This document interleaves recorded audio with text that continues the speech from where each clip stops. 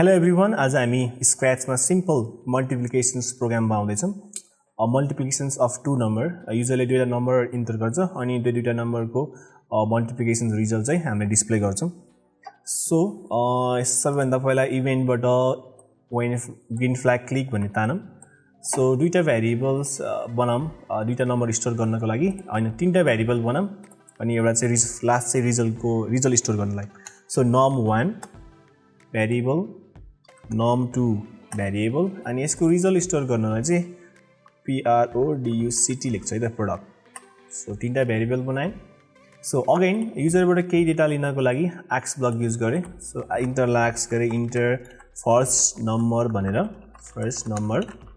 So x use गर्ने बित्तिकै युजरले enter गरेको भ्यालु चाहिँ यो एन्सरमा गएर बस्छ। अब यो एन्सरबाट चाहिँ मैले बनाएको भेरिएबलमा स्टोर गर्नु पर्यो।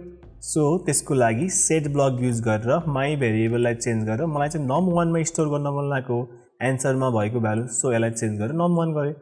यसलाई डुप्लिकेट गरेँ सजिलोको लागि।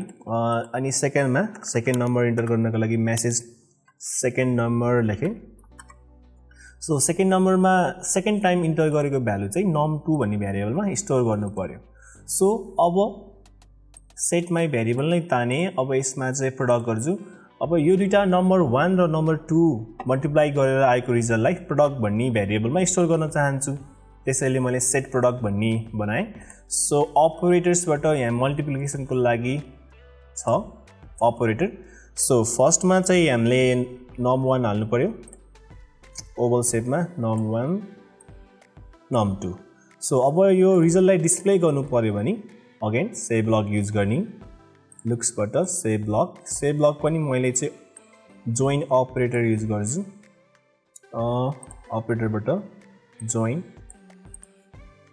द